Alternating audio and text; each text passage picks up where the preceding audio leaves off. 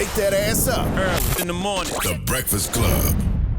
Morning, everybody. It's DJ NV, Just Hilarious, Charlamagne the Guy. We are the Breakfast Club. We got a special guest in the building. Yes, indeed. Journalist Michael Harriot and author. Welcome, brother. Nice to meet you. How you feeling? And political commentator. A little bit of everything. He got a little bit of everything under his belt. Native of South Carolina. Mm-hmm. Of course. He's got a phenomenal book out, man, called Black AF History, the Unwhitewashed Story of America. I started reading it over the holidays when I was on vacation.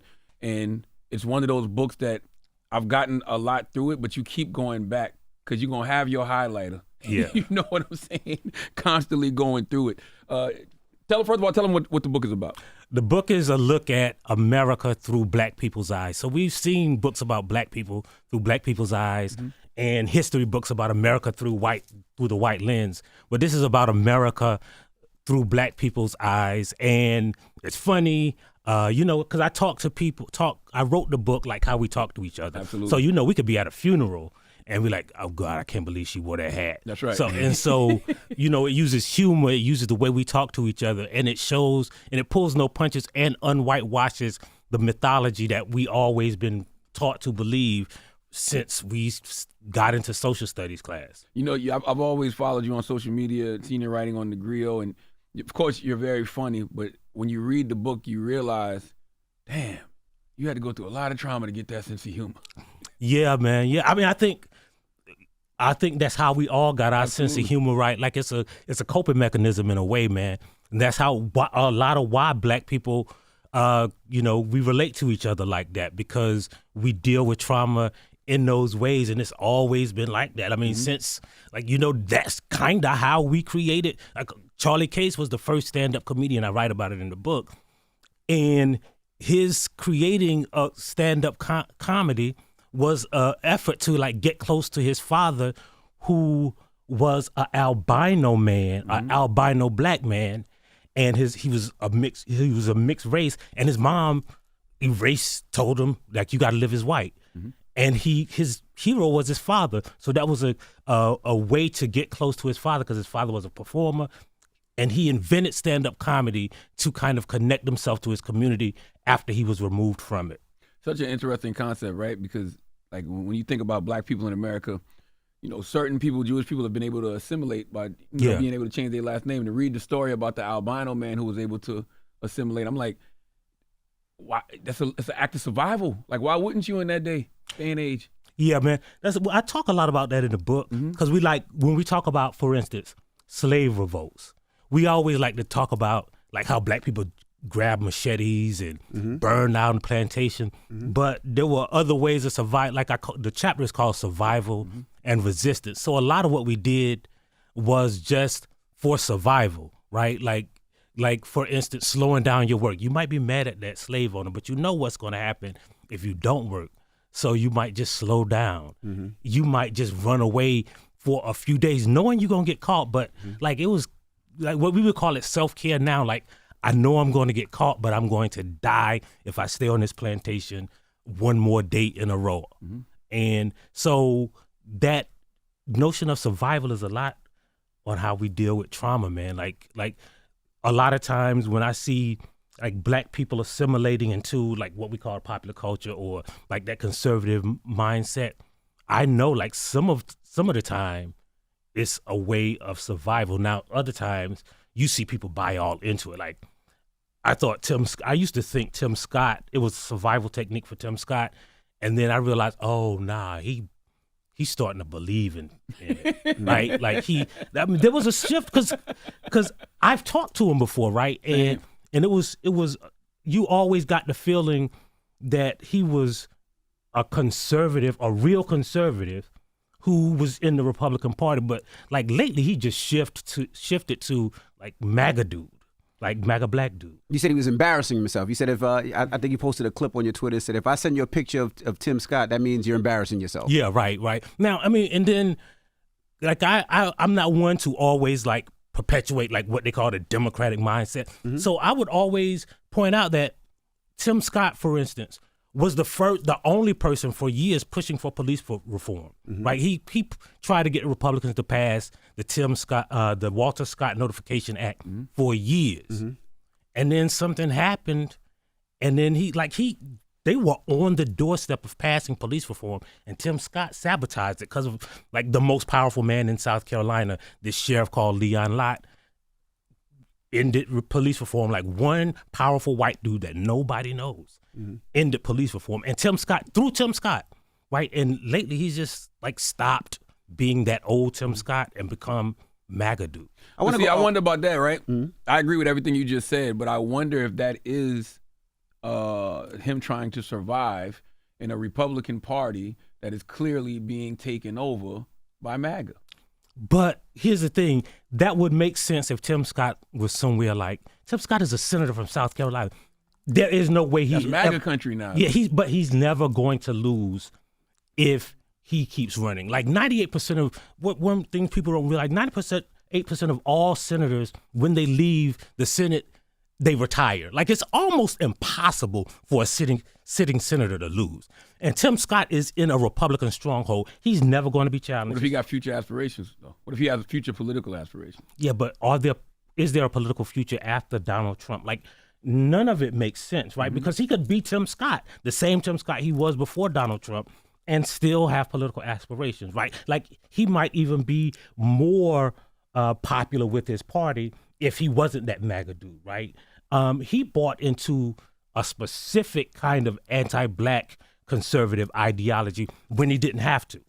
And and you can see the shift, right? He's not even making sense anymore. He was a quiet, conservative dude, and now he is a Donald Trump MAGA muffin, an acolyte of that anti-black wing of the Republican Party. I agree with you. It just feels like if you're a traditional conservative like he was, the MAGA people make you look almost like you're leaning left.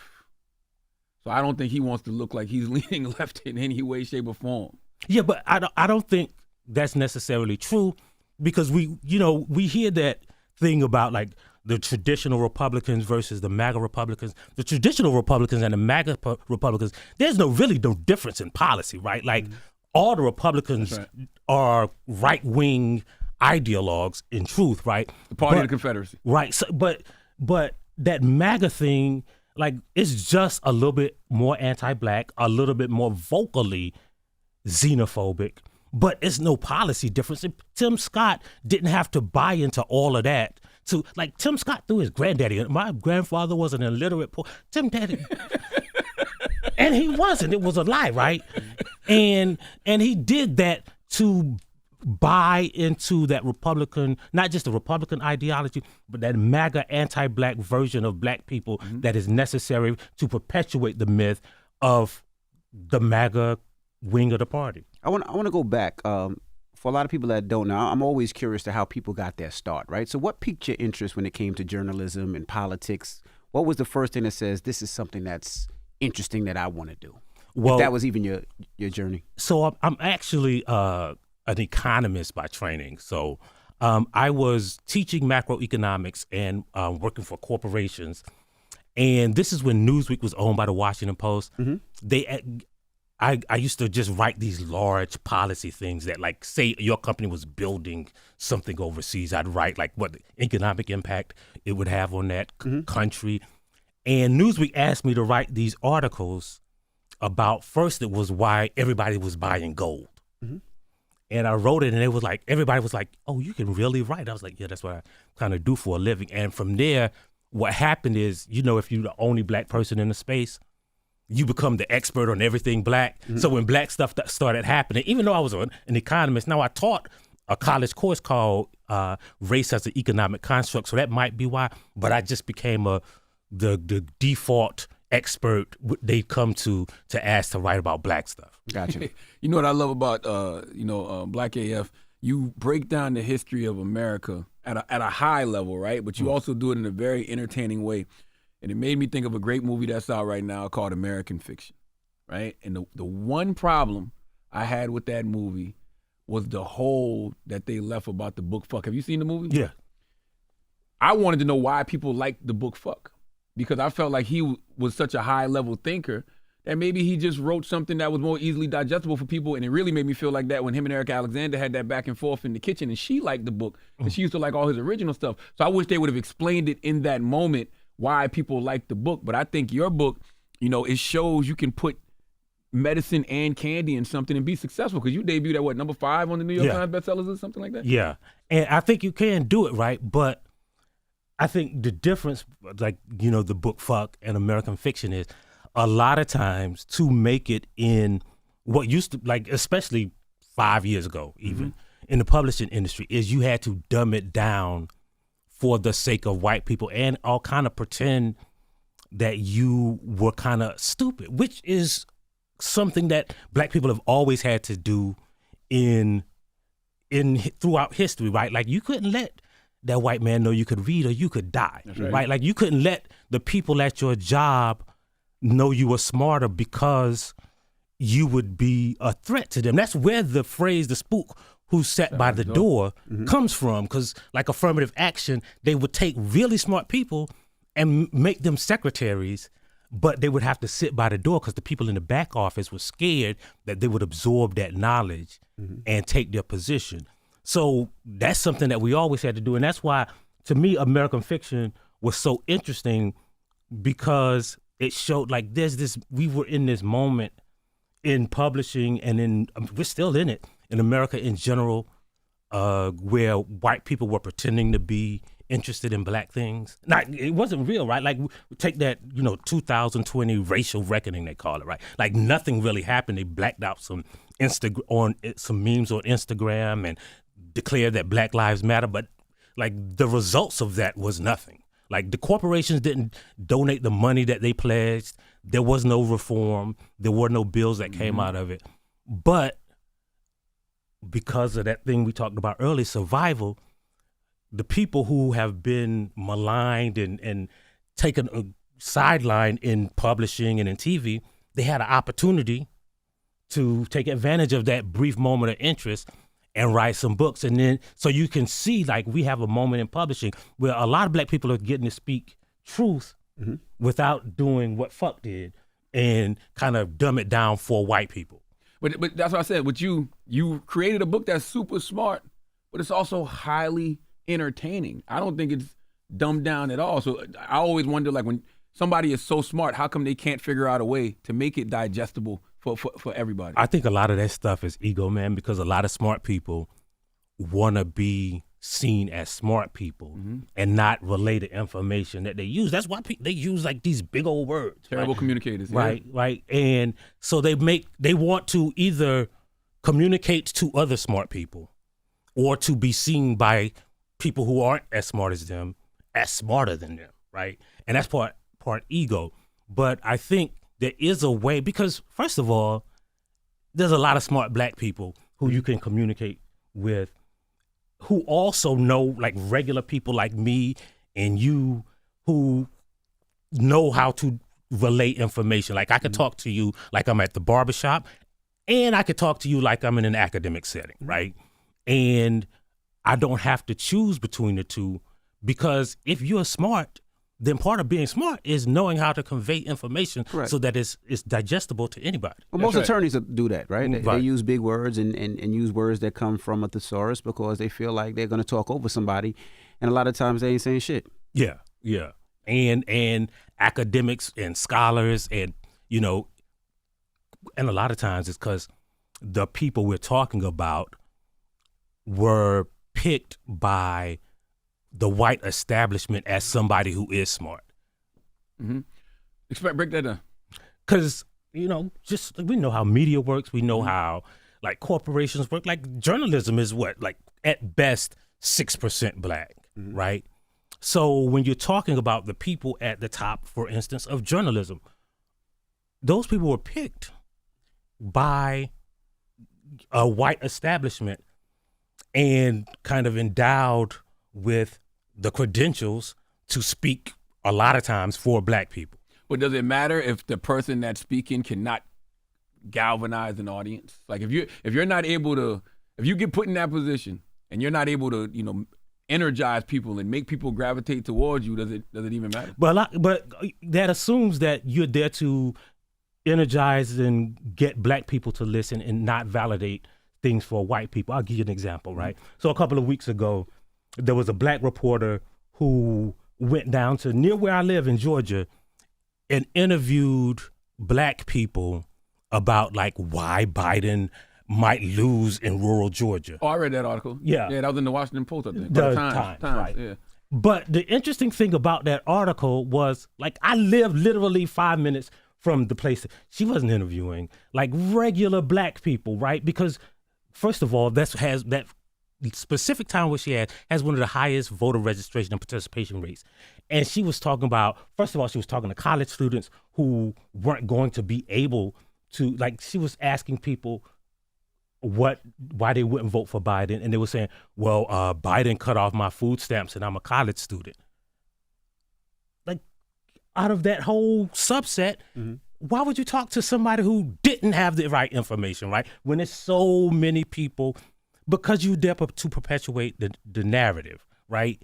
And so a lot of times you're not there to get a black audience. You're there to validate the same opinions that white people have already held about black people. That's why we see this thing about, why is the Republican Party going to be attractive to black people? Look, I can tell you, never in the history of America, since black people have been able to vote, have black people voted for the conservative party, whether it was the Democrats or the Republicans at the time. It's not going to happen. It's never going to happen. Every year. It's not going to happen at the number they're saying. I think right now they say it's 22%.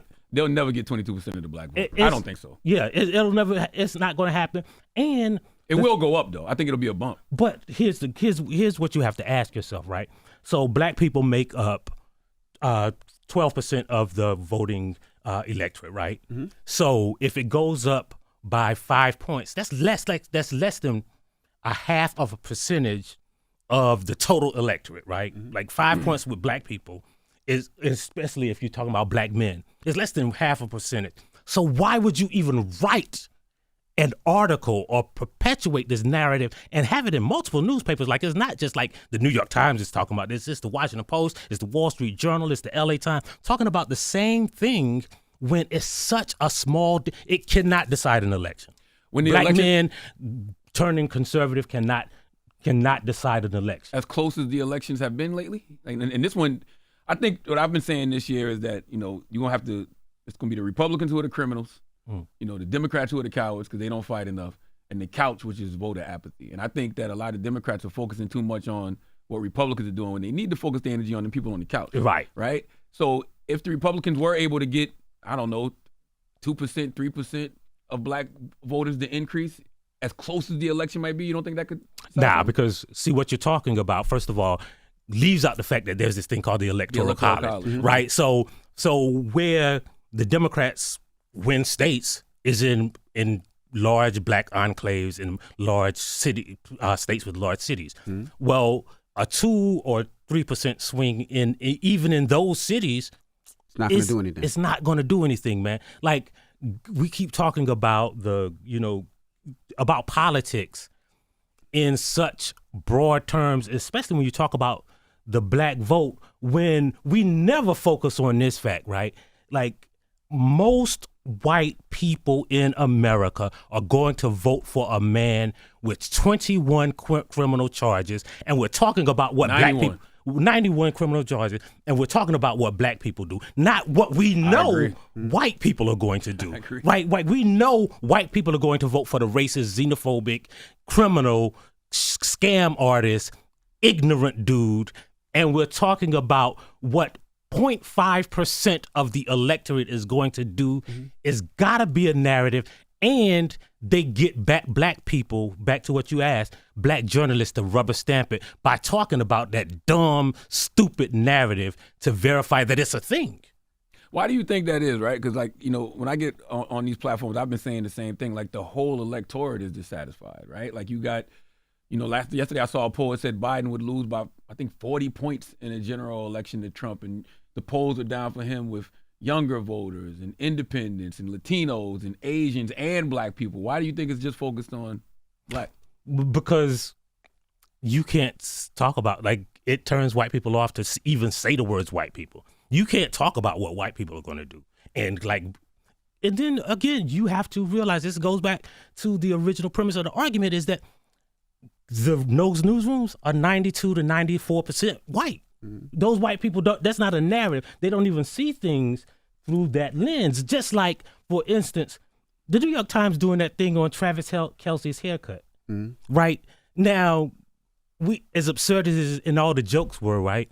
What it really was about is that entire chain of command was filtered through a white lens. Like, there couldn't have been any black person as an editor in that newsroom who said, "What do you mean popular? Like this haircut has been popular for a while."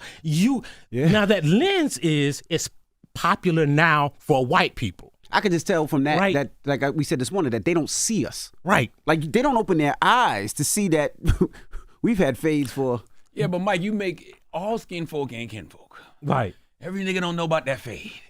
Yeah, but they should. Yeah, they do. But what I'm saying is, I don't even care about what the white people in the black people in the newsroom did. Right. It is a white lens to think that something is popular now because white people see it and start doing it. Absolutely. That, like, they talk about critical race theory in the reverse sense, that, like, why do we have to look at it from a black perspective? Because they don't realize that they've been seeing things all of this time from a white perspective. Absolutely. I wanted to ask you something. You was talking about, when you was talking about Tim Scott. Do you think black people, period, right, when it comes to Democrats or Republicans, is there ever any reason for us to be acting the way he acts over politicians? Because black Democrats, I be seeing the way these black Democrats act over the Democratic Party too, and it all look the same. It's all the same energy of the "I love you."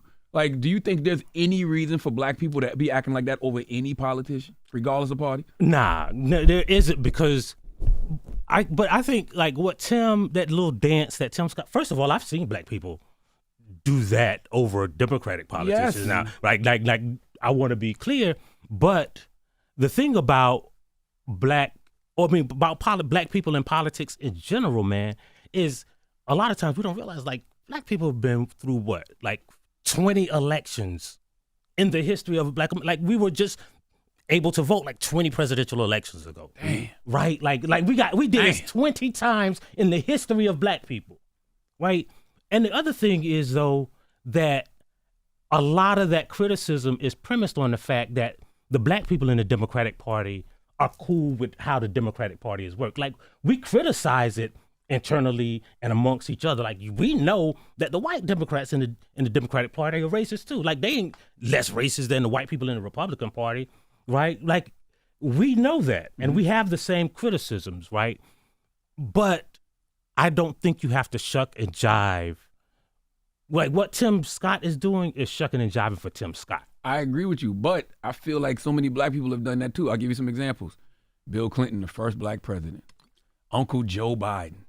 God damn, what have these men done for you that you call him Uncle Joe and say that he's the first black president? Well, first of all, I think there's a difference, right? I don't. Yeah, I do in this sense, right? Even though I kind of agree with you, but calling Bill Clinton the first black president don't do nothing, right? But think about why they used to call him that. Because he played the saxophone. And because he used to smoke weed. He used to smoke weed. Like, he was good with women. He was on it wasn't Arsenio even for Hall. nothing positive. Well, yeah, but I think a part of that was too, like, he was a Southern poor dude from Arkansas too. But I agree with you. Like, I don't think it was good to call him the first black president. But Bill Clinton didn't win because black people were calling him the first black president. Joe Biden didn't win because people was calling him Uncle Joe. Tim Scott is trying to help a xenophobic, racist, anti-black man win by dancing. But he's not going to win because Tim Scott was dancing, though.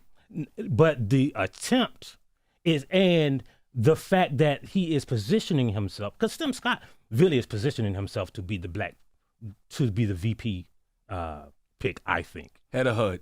That's the best he's going to get. But regardless of what it is, right, like, to be a bigger part of that anti-black machine, right? Like, the person who said to Bill Clinton is the first black president wasn't part of it, didn't get a lollipop from the Democratic Party for it. They didn't become part of the machine. Same thing with Joe Biden. It was just some dumb stuff that people were saying, amongst each other in barbershops and everything. But it was Congress people who said this too. It was people. Yeah. I mean, and I agree with the premise, but Tim Scott is a single person, right?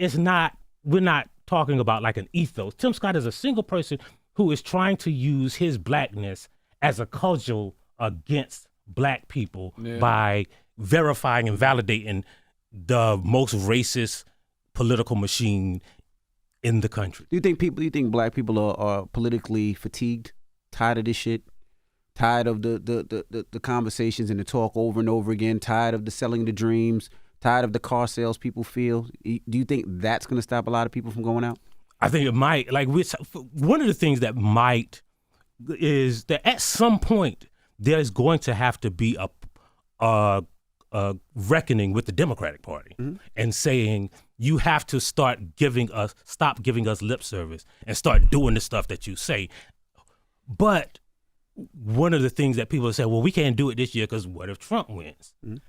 They do that every election. Right. Though, That's what I'm saying. Every election they tell us that. Now, the second part of that sentence is that the difference in this time is a lot of black folks are going to say, I ain't scared. He already been president. I lived through him. Yeah, I lived through him once, right? So that's the danger, and right? Reagan. That's what might attract people to the couch because we lived through a Trump presidency. I agree that we're going to have a reckoning with the Democratic Party too, right? Because ain't nothing we can do. But I think it's wrong to equate the racism of inside the Democratic Party with the point of the Republican Party is white supremacy, right? Like that's the goal, is to keep power among white people, and they weaponize it with their policies and who they attract to their coalition. I agree with you. I think that's Democrats' fault though, because they have demonized every single Republican candidate every time it's an election, and now that there's an actual real threat to democracy, a real demon, we like, please, we done heard that story before, right? And then the other side of that though is they might be able to fight that better if they said, hey, that demon, we got the answer to kill that demon. That's right. Right? But the policies that we put forth, because it's not like black people have a new agenda. We've been pushing the same agenda since like the 1979 Indiana summit, right? We've been pushing the same agenda. Like, that's why we kind of dismissed Ice Cube, right? Because we knew that what he was saying was nothing. Why we want a rapper going to plead our case in the White House? Like, we don't even want to vote for nobody who would even talk to a rapper versus somebody who would know our agenda policy-wise. But you wouldn't want to vote for somebody who spoke to a rapper? No. What I'm saying is, if you are going to make time to address black people's needs and you're going to invite someone to speak to you and see what you might be missing, if you invite Ice Cube and say, like, that's the one who I need to talk to about what black people want, then you probably just a performative person who just trying to get votes and pander to black people. Well, that's why Ice Cube got to bring the right people with him. I mean, I feel like that's where the entertainment and the experts go hand in hand, right? Like, if I get that invite, take somebody with you who knows what they're talking about. Well, but here's the thing, right? If you are an expert who could really talk to Ice Cube, wouldn't you have told him that, hey, this agenda already exists? Like they know about this stuff. Like Tavis Smiley wrote about it. It was in the 1979 Political Black Summit. It's the same, like literally the same stuff, like the same bullet points, the same policy goals, everything. And if he had the right people around him, he would have known, like, oh, all right, what I'll do is I'll get behind the experts who have already been pushing this agenda, then trying to make it about, not just about himself, but being mad when we didn't recognize the absolute unique genius of Ice Cube, right? Right, like he went on Tucker Carlson. I think we're saying the same thing, though. It's just like, yes, these agendas have already been out there, but I think we gotta keep them in these people's faces, because these people have every reason to ignore us. Right. But that's why Ice Cube should be saying, I am going to get behind these smart black people, right? Because instead of saying this is my agenda that I wrote, or not even just saying that it is mine, right? Like, just like Ice Cube has a lot of capital in Black America, right? he could be uplifting some of the people who are scholars, who are the people who have been doing the work for years and years. But Ice Cube said, I want to be in that room and you need to talk to me, Ice Cube. Right? And I think there's a bit of ego in that is to the detriment of black people. Why do you say that? Because let's say they did invite Ice Cube there, and Ice Cube said all the right things. Like, don't it just perpetuate the same myth that these stupid rappers and these stupid entertainers and many of them who haven't done the work, but they have good intentions, are the representatives for black people? But what if Cube actually gets it done? Like Kim Kardashian gets things that people say she gets things done when it comes to prison reform, right? I just saw something come out here. Right? Right? When you watch that back, it's going to be so funny. People have said that, right? People have said Donald Trump listened to Kim Kardashian before he listened to a politician. But there's women behind Kim that have actually done the work. There's black women behind Kim. I can't remember the sister's name. We had them up here, too. We had them up here. I'm so sorry. I can't remember. Two black female lawyers. Yeah. Two lawyers. And that is the point, right? Like, if Ice Cube can get you into the room, I ain't got no problem with that, right? And I ain't even got no problem with Ice Cube asking to be in the room. Okay. Right?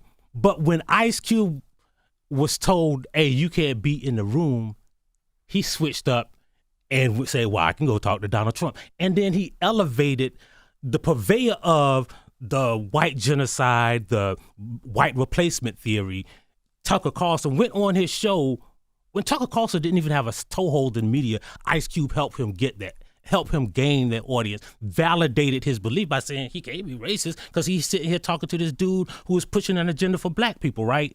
Like, that is why you don't want the people who are driven by ego in the room, because if they don't get in the room, right, he switched to the enemy side, really. So let me ask you a question, right? So the Breakfast Club here has had... Oh, hold on. I got to say their names. Brittany, Kay Barnett, and me, Angel Cody. Yes. Salute to them. They was up here. Yeah, they was up here. Yes. So the Breakfast Club has had politicians up here that necessarily weren't on our side, right? Republicans here. So what's your thought on that? Because a lot of people have said, why do you give those Republicans the platform? As if they don't already have a huge platform. Why do you allow them up there and have the conversation? They're not on to speak CNN, to your MSNBC, core? Fox, all day, why do you come up here and have them spew things that are not necessarily best for our community? So it's two sides of that, right? Like, I think if you're going to have those people on, you have to be equipped to counter the narrative that you know they're going to push, right? Like, a lot of times, again, because of ego, we think that I'm equipped, I'm smart enough to, and it ends up being that person promoting the ideology, you giving a person a platform to promote anti-black ideology or anti-black narrative. The other thing is that, just like you said, they got enough platforms, right? Like, I don't necessarily disagree with the intellectual curiosity or the ability to say, look, I am probably what a lot of people would call progressive, pro-black or whatever. And my viewpoint can stand up in the face of somebody like Nikki Haley or Republican, and I'm going to show you that it can, because I'm going to have them in this space, right? I don't think there's anything wrong with that. But I think a lot of times when some people do it, right, it ends up being counter to what we counter to the point that they brought them into. Counterproductive, right? Right, like Ice Cube going on Tucker Carlson. Tucker Carlson wiped the floor with Ice Cube. He bent Ice Cube into a pretzel. They were debating? I never watched it. I didn't watch it. They weren't debating, right? Tucker Carlson is an experienced media person, so he knew how to get Ice Cube to say what he wants. Like, Ice Cube has criticisms of people like Oprah and the people at the top of the power structure, right? But if that's the only thing you say, and Tucker Carlson manages to manipulate you into saying just bad stuff about black people, you weren't equipped to do that. And now we're supposed to still believe that Ice Cube is equipped to go into those rooms and represent us when we see what these white folks one-on-one can twist you in their pretzel and make you sound like and make you look like, right? And that's the thing, right? Like, there is kind of a dividing line where you can have that robust intellectual debate with people from the other side if you are equipped. If you're not equipped to do it, you also have to invite people who are equipped to do it into the room when you have them on your platform. Those people like, Republicans, conservatives, which I'm not afraid to do. I think in this era, people like confrontation over conversation, because what's the point of platforming Democrats? Because when we have Democrats up here, it's the same thing, just from a whole other side. It's people that say, all they did was lie about this. All they did was lie about that. You didn't challenge them enough on this. You didn't challenge them enough on that. So it's literally the same thing. If you have Democrats on, you're going to have some people that are mad. You have Republicans on, you're going to have people that are mad. There's not one politician I've ever seen come on, maybe one or two, that actually made people be like, what they said was actually interesting. Yeah, but that's kind of how you on the right path if you in media, right? Like if both sides are upset by something you did, Absolutely. then you probably kind of were fair, right? Like I call it like my Dr. Umar thing. Like Dr. Umar don't like me because I've been critical of him. You have a white wife? Huh? No. Oh, hell no. I'm sorry. People love who you love, but no. But Dr. Umar was mad at me because I was critical of him, like of how he raised money and some of the stuff he said about gay people. Mm-hmm. And the reason people know that Dr. Umar is Dr. Umar is because I did the journalism and actually validated his PhD. So and people got mad at you for that. And people was mad at me. The Dr. Umar haters was mad at me because you validated him. And what I'm trying to do is be fair, right? And so if both sides are kind of mad at you, you probably know you were doing the right thing and you were at least fair. Yeah. But when do you get to the point where you can have a real conversation, right? I remember Floyd Mayweather back in the day where, 10 years ago, he was, I like Donald Trump, right? And people were canceling him and this, that, and the other. But when do we have a point where we can have a conversation and be like, all right, Floyd, this is your opinion. Why? And then have a conversation because he might not know some of the things that Floyd say, or there might be something that you say that somebody might not know, but you'll never get to that point if we can't have a conversation. And the first thing is, like he said, is confrontation. Well, I think we can have that conversation. Like I do it all the time. Like when I hear stuff that people who I disagree with say, the first thing I do is try to get in contact with them and see why, or try to research and see why. We can have that conversation. Now, the thing is, a lot of times, like because of social media, because of the way the world works, right? Like the nuances of that conversation are never going to be talked about or seen because it can't fit into a 2-minute and 20-second clip. Mm-hmm. But we can have the conversation. And I think that's on us to do, because if you have a platform like the Breakfast Club, you can have those conversations in long form and explore those things. And you don't have to have a hot take all of the time, because it's always going to be a hot take, right? Of course. And you always going to, like, the pushback is kind of a reflection of how popular and how impactful you are. Because, like, if I did it, I'd have way less pushback sometimes than what you guys do, because you got a bigger platform. What them hip-hop dudes talking to them politicians But for? the other thing is, right, here's the thing. If you do something with a platform that gets as big as yours or mine, right, and 80% of the people like it, well, 90% of that 80% are just going to say, yeah, I like that, and just go on. Those 20% that don't like it are going to scream at you on social media. Yeah. So the people who like it don't ever say anything. They just like it and move on. Like, so the people who are, for lack of a better word, anti-you or haters are always going to be the loudest.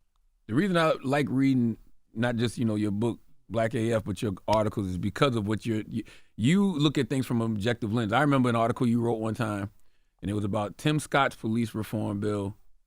I want to say it was the George Floyd policing act. I think it was the Walter Scott bill and the George Floyd policing act. If I'm not mistaken, you said Tim Scott's bill was better.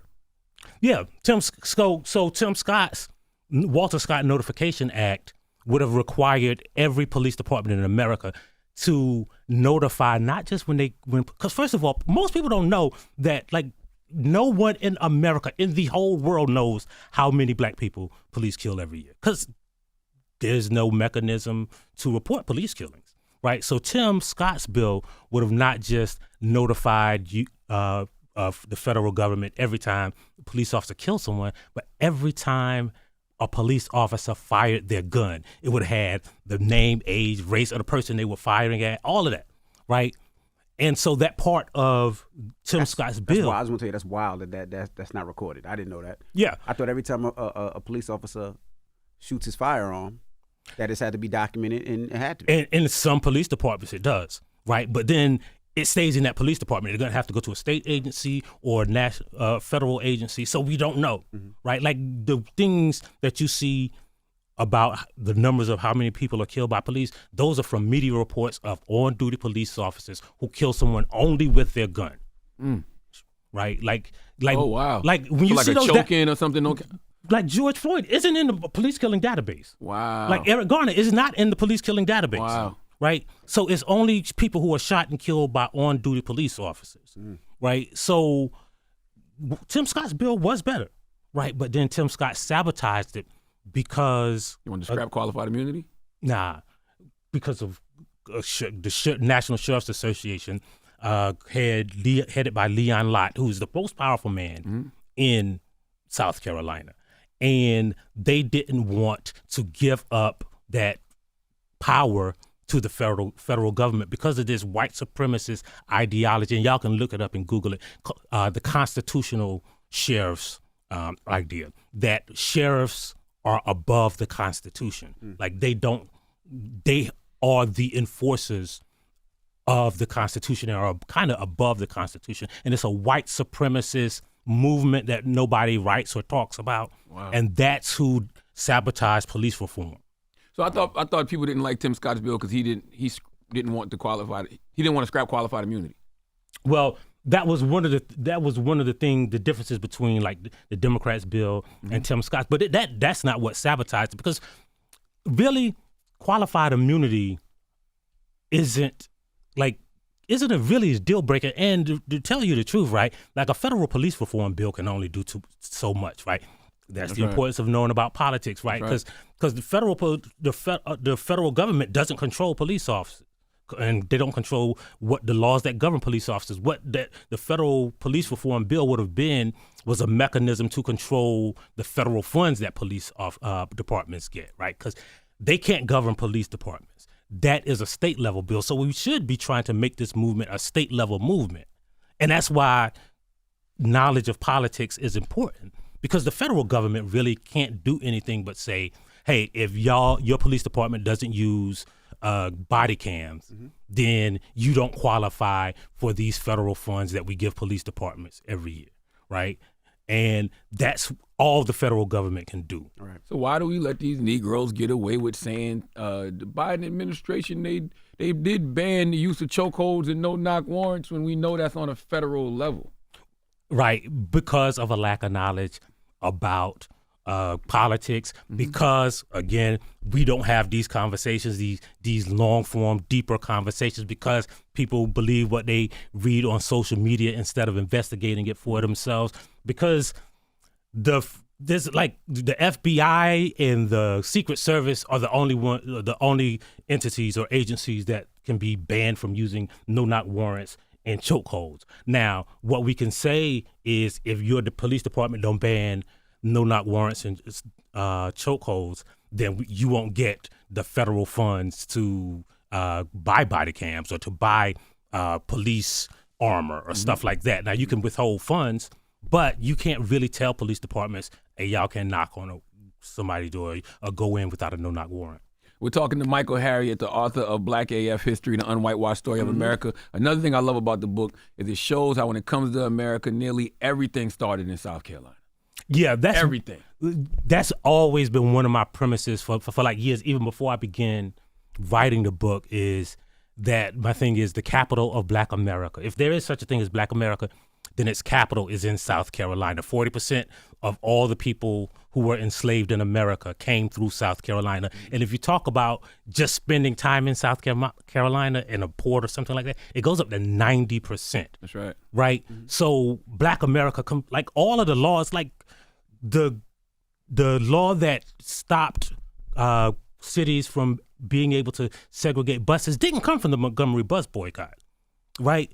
That what came from a South Carolina bus protest years before the Montgomery bus boycott. As a matter of fact, when Montgomery went to federal court and took their case to the Supreme Court, the reason it's not a Supreme Court case is because the Supreme Court said, oh, yeah, we already decided this in South Carolina. Right? So everything starts in South Carolina. All of the laws that govern the enslaved are because of a slave revolt in 1739 in South Carolina. Yeah, I think most people, if they do their family history, they'll see a relative that came from South Carolina. Their mama's from South Carolina, or their father is from, if they're black. Caribbean is different, but if they're black, like my mom just showed me a picture. It was her baby picture, and she's from South Carolina. And she showed me, she was like, look, we was broken poor in South Carolina. Look at the back. Like, you understand, but that's where the initial thing came from. And the other thing that I talk about in the book and we don't know is that the Caribbean connection, because most of the enslaved people from South Carolina were shipped in from the Caribbean, right? Like South Carolina was basically first created by a group of white people who had plantations in Barbados. Oh, wow. Right? So they brought enslaved people from the Caribbean and then started going back to Africa, to the rice coast of Africa, when they realized, hey, these people know how to grow rice. And there's a whole chapter in the book on like how rice built America. And like before South Carolina and black people in South Carolina started growing rice, most people don't know, for instance, like slaves were 80% black. They weren't creating other slaves because they were just importing black men. But black women were the one who knew how to grow rice and knew the agricultural technology. So that's when they started enslaving more black women, and that's how it became about 1-to-1 in America. Have you been to the International African American Museum yet? Yeah. I was there on opening weekend. Okay. Yeah. Absolutely. Yeah, man. I love this book. All this stuff that you're talking about is stuff that we got taught a little bit growing up in Charleston. Not the way we should have. But Charleston, people in Charleston know a lot more than people everywhere else, just because like it's something that you can't ignore in Charleston. Stonewall Rebellion, Denmark Vesey, like you're gonna learn about all of that. It feels like it's in the dirt there. We're here in New York, growing up, they tell you learn about Frederick Douglass, you learn about Rosa Parks, you learn about Martin Luther King, you learn about Malcolm X, you learn about those people, and that's it. Right. And a lot of it is because like those people, the black people in Charleston, it was passed down not in schools, but by the people who were involved in it. That's right. I encourage anybody, if you go to Charleston, just go on a tour. Just get one of the brothers and sisters to take you on a tour of downtown Charleston. Yeah. You'll get all of that. And go to the International African American Museum. And buy Black AF History, the unwhitewashed story of America from South Carolina's own Michael Harriot. Tell them where to follow you, Mike. We appreciate you I'm on all social media as MichaelHarriot. I write weekly, 3 times a week for The Griot, and have the Griot Daily Podcast, where I talk about the same stuff we're talking about here. Not with guests, it's just me explaining stuff. So The Griot Daily Podcast, you can find me on social media under my name on all platforms. Michael Harriot, ladies and gentlemen. It's The Breakfast Club. Good morning. Wake that ass up. Early in the morning. The Breakfast Club.